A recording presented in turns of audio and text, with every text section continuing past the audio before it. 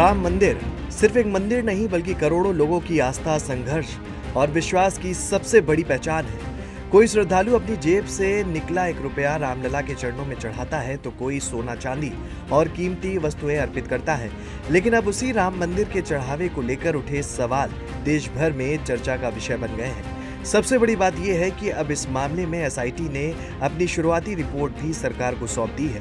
ऐसे में सवाल सिर्फ चोरी का नहीं, सवाल करोड़ों राम भक्तों के भरोसे का है। सवाल ये भी है कि क्या ये मामला अब 2027 विधानसभा चुनाव से पहले यूपी की राजनीति का बड़ा मुद्दा बनने जा रहा है। दरअसल राम मंदिर चढ़ावा चोरी मामले की जांच के लिए यूपी सरकार ने 3 सदस्यीय एसआईटी का गठन किया था। मुख्यमंत्री योगी आदित्यनाथ ने इस टीम को 1 सप्ताह के भीतर प्रारंभिक रिपोर्ट और 15 दिन के भीतर अंतिम रिपोर्ट देने के निर्देश दिए थे। अब एसआईटी ने अपनी शुरुआती रिपोर्ट अपर मुख्य सचिव संजय प्रसाद को सौंप दी है।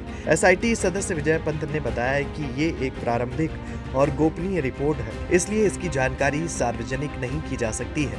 हालांकि उन्होंने साफ कर दिया कि जो भी तथ्य और निष्कर्ष सामने आए हैं उन्हें सरकार को उपलब्ध करा दिया गया है।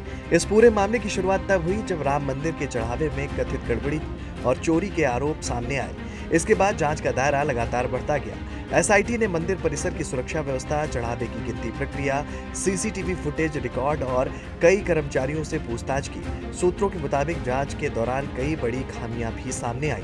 दावा किया जा रहा है कि कुछ कर्मचारियों ने नोटों की गिनती के दौरान पैसे अलग किए और उन्हें बाहर ले जाने के लिए बाथरूम के रास्ते का इस्तेमाल किया।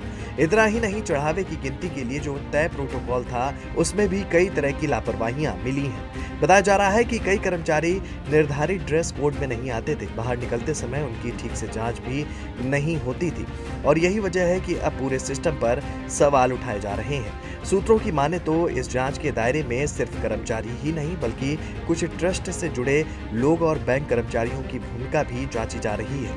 आने वाले दिनों में कई बड़े प्रशासनिक और अनुशासनात्मक एक्शन देखने को मिल सकते हैं। लेकिन ये मामला सिर्फ जांच तक सीमित नहीं है, इसका राजनीतिक असर भी दिखाई देने लगा है। विपक्ष लगातार सरकार को घेर रहा है। समाजवादी पार्टी पहले ही जांच की पारदर्शिता को लेकर सवाल उठा चुकी है और रोजाना अपडेट सार्वजनिक करने की मांग कर चुकी है।